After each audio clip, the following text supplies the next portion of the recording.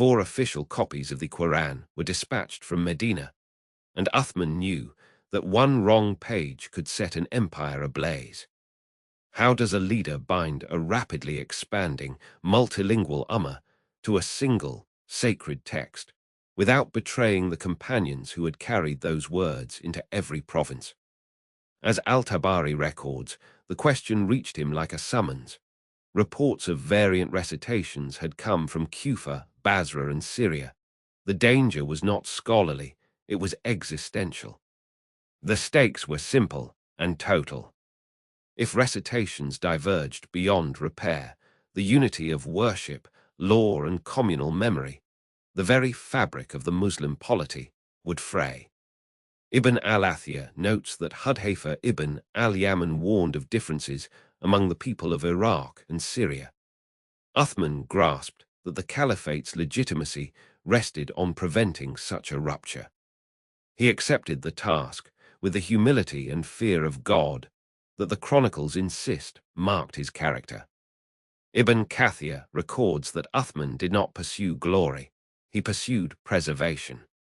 Strategically, Uthman faced 3 constraints: the dispersed geography of the dominion, Medina at the heart, garrison towns like Kufa and Basra on the Iraqi front, and Damascus as the Syrian hub, the variety of dialects and modes of recitation among converts, and the political necessity of moving decisively without alienating the companions. The decision he reached was surgical. Produce a single, authoritative codex based on the collected text kept since Abu Bakr's time and send measured copies to the principal provinces. As Al-Tabari reports, he commissioned Zayd ibn Thabit to lead the work, using the codex that had been preserved with Hafsa bint Umar as the model. Ibn al-Athir confirms Zayd's role, and Ibn Kathir describes the conservative care with which the committee worked, checking chains of transmission and ensuring conformity. Uthman's tactical reasoning echoed military logic: fix the center of gravity, the text, then secure forward positions. By sending standard copies to Kufa, Basra and Damascus, he anchored liturgical practice where the pressure of diversity threatened most. He commanded that all other personal codices and variants be gathered and reconciled. Al-Tabari is explicit. He ordered that the copies not conforming to the official recension be destroyed, a harsh but deliberate step to prevent factional readings from becoming a wedge in communal life. The human cost of such clarity could be grave. Uthman hesitated. Ibn al-Athir records his midnight prayers and consultation with senior companions. The crisis of conscience was real. To remove variants was to override the practices of some companions and converts who cherished their recitations. To many, burning manuscripts was sacrilegious. To Uthman, it was necessary. He weighed mercy against unity, piety against order. Here his akhlaq showed not arrogance, but reluctant resolve, a leader who preferred the peril of reproach to the peril of division. The payoff was immediate. Common ritual, common law, a single voice across provinces. Yet the decision opened a different fault line. Ibn Khaldun later framed such acts as the governance dilemma. Central authority must sometimes act against local sentiment to preserve the polity's cohesion. What Uthman could not foresee was how administrative choices that followed personnel and patronage across those same provinces would refract this unity into new complaints. That night in Medina, as the commissioned copies were sealed and sent, an unanswered ledger of grievance began to fill. EVNTSCOVID. Compilation and standardization of the Qur'an. Dispatch of official copies to Kufa/Basra/Damascus.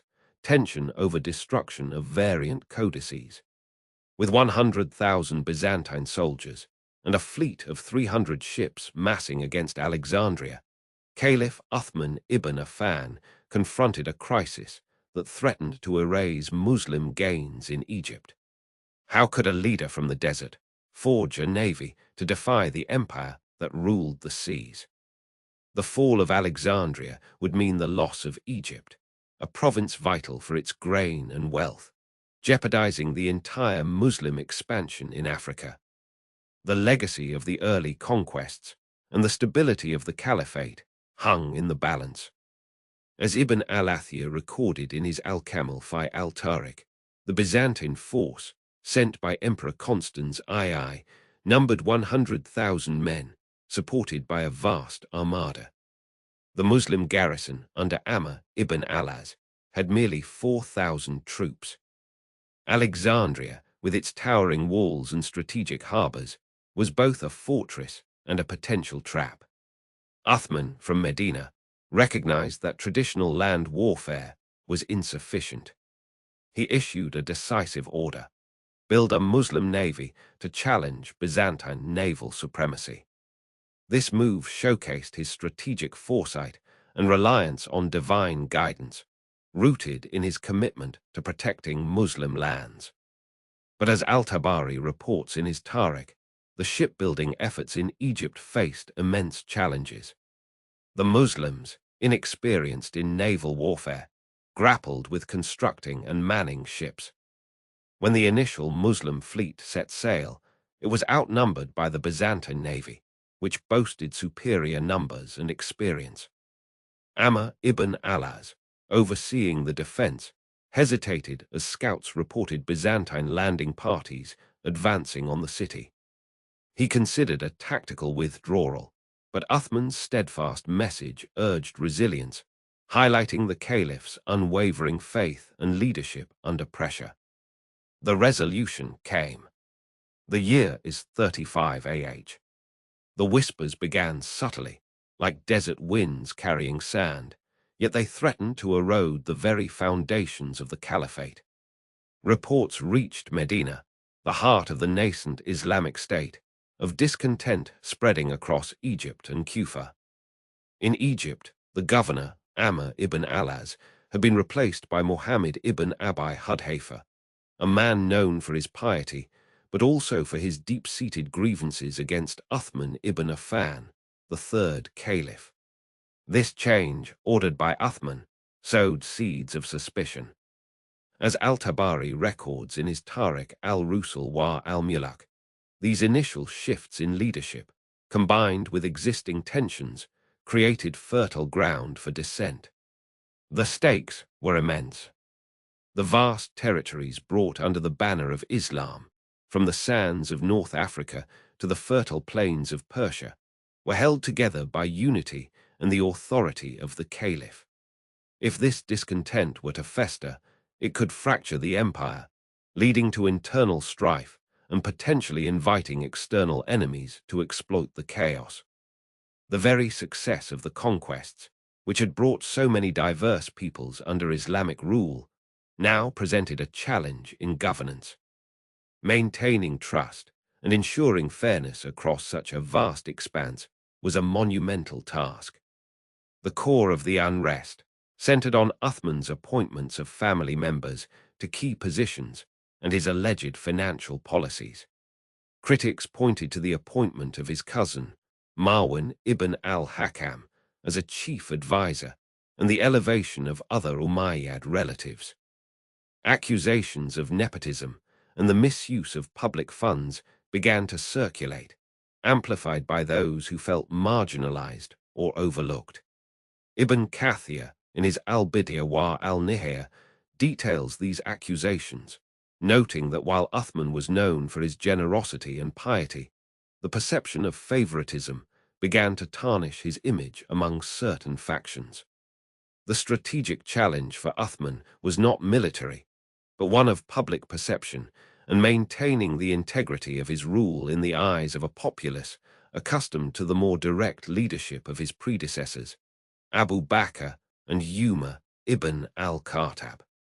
A pivotal moment arose when a delegation, ostensibly to voice concerns, arrived in Medina. Among them were individuals who, according to Ibn al-Athir's Al-Kamil fi al-Tariq, harbored deep-seated resentments. Uthman met with them, seeking to address their grievances directly. He explained his reasoning for appointments, emphasizing merit and capability where applicable, and stressed his commitment to justice. Yet the seeds of doubt had already been sown, and the delegation departed with their suspicions, if not entirely allayed, at least without outright condemnation of the caliph's intentions. The caliph, known for his gentle nature, found himself in a difficult position, attempting to balance the needs of governance with the growing tide of public unease. The caliph's efforts to appease the critics, however, were met with further manipulation. Agents of dissent, as noted by Al-Tabari, began to fabricate letters and spread rumors. One such rumor alleged that Uthman had ordered the execution of a prominent dissenter in Egypt, a claim later proven false. This tactic of disinformation, designed to inflame passions, proved effective. Uthman, in his earnestness to govern justly, found himself battling not just discontent, but a deliberate campaign of falsehoods aimed at undermining his authority and the unity of the Muslim community. As the murmurs grew louder, reaching even the ears of Uthman's loyal companions, a profound question hung in the air. Could the caliph, a man renowned for his immense wealth and his unparalleled generosity to the Muslim cause, navigate this storm of calumny and preserve the peace of the empire? The answer would soon arrive, not in the form of a battle, but through a series of events that would shake the very foundations of Medina. Eventscovered. Arrival of dissenters' delegation, spread of accusations against Uthman, caliph's attempts to address grievances. With exactly 4 authorized copies dispatched from Medina, Uthman ibn Affan faced an empire whose tongues and stakes were expanding faster than ink could dry. As Al-Tabari records in his Tariq, Uthman ordered that a single recension be prepared and that copies be sent to the garrison towns. 4 codices were completed and sent forth to preserve unity. Failure would mean different readings, and with them, division across provinces. If that united text failed, the consequences were concrete. Armies on distant frontiers in Kufa, Basra, and Damascus would worship by different recitations. Governors would rule under divergent legal premises. The unity of the ummah, hard won at Badr and Yarmouk, would fracture. Ibn Kathir, in Al-Bidayah wa al-Nihaya, emphasizes Uthman's niyyah. His intention was not prestige, but to protect the book from discord. The stakes were the moral and political cohesion of an empire that now reached from the Arabian desert to Mediterranean coasts. The strategic challenge was twofold: administrative cohesion and military reach. On one front, Uthman convened a committee led by Zayd ibn Thabit and secured the authorized Codex. On the other, he accelerated maritime strategy. As Ibn al-Athir records in Al-Kamal fi al-Tariq, Uthman endorsed the expansion of a Muslim navy under the Syrian administration. Muawiyah ibn Abi Sufyan, governor of Syria, marshaled a fleet assembled for operations against Byzantine islands, a fleet recorded in our sources as 200 ships to strike at Cyprus and the eastern Mediterranean. The geography was stark. The Syrian littoral, the island of Cyprus, the Tyrrhenian approaches. Control of these seas would protect supply routes and deny the Byzantines safe harbors. Uthman's tactical reasoning, as narrated by Al-Tabari and Ibn al-Athir, was straightforward: secure the rear and secure the book. The naval offensive reduced Byzantine ability to reinforce coastal fortresses. The standardized Qur'an reduced the risk of provincial juridical divergence. He chose to empower proven governors, Muawiyah in Syria, Abdullah ibn Sa'd in Egypt, men whose administrative competence the chronicles note repeatedly. Ibn Khaldun, reflecting on governance in Al-Muqaddimah, observes how sending capable deputies stabilizes distant frontiers. Uthman's decisions followed that principle. Yet doubt was not absent. According to Al-Tabari, companions and reciters voiced concern when Uthman ordered variant mushafs be rescinded and burned. Some feared erasure of regional knowledge. The human weight of the choice is recorded by Ibn Kathir. Uthman hesitated, aware that burning manuscripts was an act that cut at living memory. Militarily, the Syrian fleet faced uncertain waters storms, Byzantine squadrons, and the logistics of 200 ships. Scouts returned with reports of Byzantine garrisons on Cyprus and small islands that could strike at Muslim convoys. The reports sowed pause among commanders. Uthman, too, felt the burden of responsibility for men he had sent far from home. The payoff came from decisive administration and coordinated force. The Muawiyah-led maritime pressure compelled island strongholds into submission or treaty, securing sea lanes. The distribution of the Uthmanic Codex to Kufa, Basra, Damascus, and Mecca, as Ibn Kathir details, provided a single reference that governors and judges could apply. Ibn al-Athir notes how these twin policies reinforced each other. One preserved doctrine, the other safeguarded the frontiers through naval mastery. But the chapter closes on a gathering storm. Uthman's choices stabilized doctrine and extended reach, yet centralized decisions ignited resentments in provinces where local custom and local commanders felt overridden.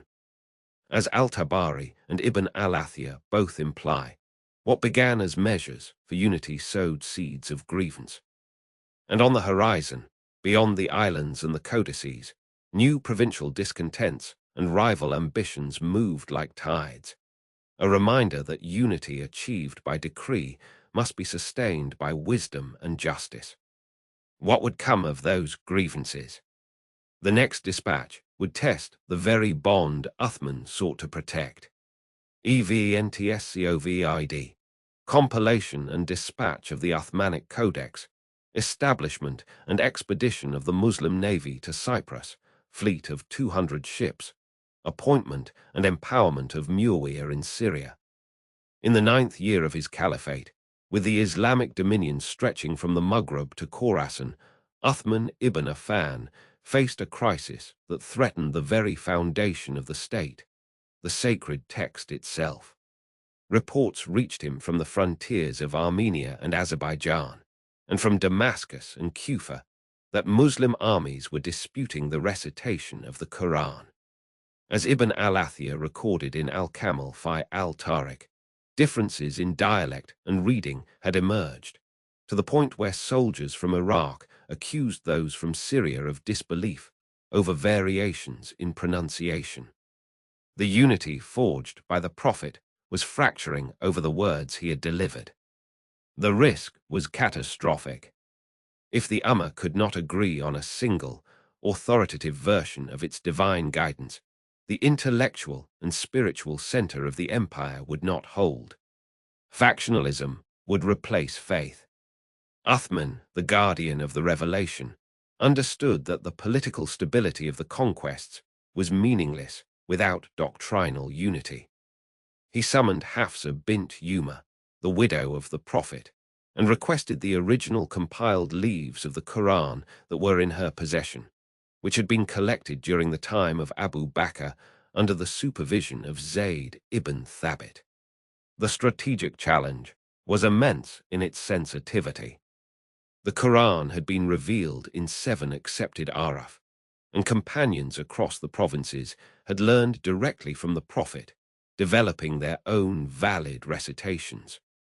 Uthman's commission, led again by Zayd ibn Thabit and including several prominent Qurayshi scribes, had a delicate task: to produce a single master codex in the dialect of Quraysh, the language of the revelation, while rendering other versions obsolete. As Al-Tabari notes in his Tariq, Uthman ordered, "When you disagree, write it in the dialect of Quraysh, for it was revealed in their tongue." This was not a denial of the other Araf, but a political and administrative necessity for a unified empire. The moment of profound difficulty and doubt came not in battle, but in the quiet of the scriptorium. The weight of altering the physical form of the Qur'an, of declaring one authorized text above the personal codices of revered companions, rested heavily on Uthman. According to Ibn Kathir in Al-Bidayah wa al-Nihaya, some companions initially questioned the action. There was a palpable fear that in seeking unity, he might be accused of destroying part of the revelation or overriding the authority of other companions. Uthman paused, consulting widely, his character defined by consultation, but his resolve steeled by the greater good of the community. The resolution was decisive and logistical. The commission meticulously cross-referenced every verse with the memories of the living companions and the existing compilation.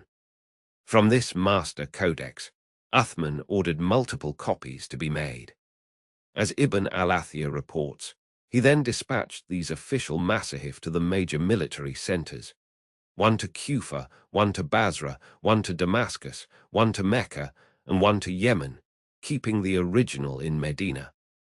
A single copy was ordered for the armies in Armenia and Azerbaijan. Accompanying each was a command. All other variant codices, whether complete or fragmentary, were to be burned or erased. The standardization was complete. The ummah now had one book. But the fiery order to gather and destroy the other codices, though issued for purity, ignited a different kind of flame. In the intellectual hubs of Kufa and Basra, where companion teachers like Ibn Mas'ud held great sway, resentment began to smolder. Uthman had saved the Qur'an from division, but in the eyes of some, he had arrogated a right that did not belong solely to the caliph. The very act meant to bind the nation together provided a potent grievance for those already questioning his governance. The unity of the text was secured, but at what cost to the unity of the people? Evntscovid. The standardization of the Qur'an into a single codex, the burning of variant codices, the dispatch of official copies to the provinces. The year 656 AD marked a turning point in Islamic history. In Medina, the city that had once been the heart of the Muslim world, 70 days of unrest and defiance were about to unfold. The stakes could not have been higher. The unity of the ummah, the very fabric of the Islamic State, hung in the balance. As Ibn al-Athir recorded in Al-Kamil fi al-Tariq, the city found itself under siege, not by external forces, but by a rebellion that threatened to tear it apart. Uthman ibn Affan, the third rightly guided caliph, faced a crisis unlike any his predecessors had encountered. The rebellion, fueled by grievances and discontent, had grown into a full-blown uprising. According to Al-Tabari in his Tariq al-Rusul wa al-Muluk, rebels from Egypt, armed and determined, laid siege to Medina. They were joined by dissidents from within the city, swelling their ranks to an estimated 1,000 men. Uthman, though a man of peace, found himself at the center of a storm. Medina, the Prophet's Arabic Sada, Arabic Lam, Arabic Khalif Muksura, Arabic Khalif, Arabic Lam, Arabic Lam, Arabic Ha, Arabic Tain, Arabic Lam, Arabic Yet, Arabic Ha, Arabic Wow, Arabic Sin, Arabic Lam, Arabic Meme City, was ill-prepared for such an assault. Its defenses were minimal, designed to protect against raids rather than a sustained siege. Uthman's strategy was one of restraint and diplomacy. As Ibn Kathir noted in Al-Bidayah wa al-Nihaya, Uthman sent emissaries to parley with the rebels, offering concessions and appealing to their sense of brotherhood. He believed that through dialogue, the unrest could be quelled without bloodshed. Yet the rebels were resolute. Their demands were clear: Uthman's removal from power. The siege tightened, and supplies began to dwindle. The citizens of Medina, once a united community, found themselves divided. As Al-Tabari recorded, Uthman's supporters, though fewer in number, remained steadfast. They were outnumbered, but not outmatched in spirit. The crisis reached its peak when the rebels breached the defenses of Uthman's residence. According to Ibn al-Athir, the caliph found himself isolated, his loyal companions overwhelmed. Uthman's tactics of patience and diplomacy were tested to their limits. In a moment of profound difficulty, Uthman chose to endure rather than retaliate. His intention, as recorded by Ibn Kathir, was to preserve the unity of the ummah, even at the cost of his own life. The resolution came not through force, but through the unwavering faith and strategic reasoning of Uthman's supporters. They rallied to his defense, turning the tide of the siege. As Ibn Khaldun observed in Al-Muqaddimah, the rebels, realizing the strength of Uthman's resolve and the loyalty of his followers, began to falter. The siege, which had lasted 70 days, was lifted, but the damage to the Islamic State was done. As the dust settled, a new threat loomed on the horizon. The rebellion, though quelled, had left deep wounds. The unity of the ummah was fragile, and the future of the Islamic State hung in the balance. The letter that arrived that night would change everything. Uthman faced a new challenge, one that would test his leadership and his faith in ways he could not yet imagine. Evntscovered. The siege of Medina, Uthman's diplomacy, the breach of Uthman's residence.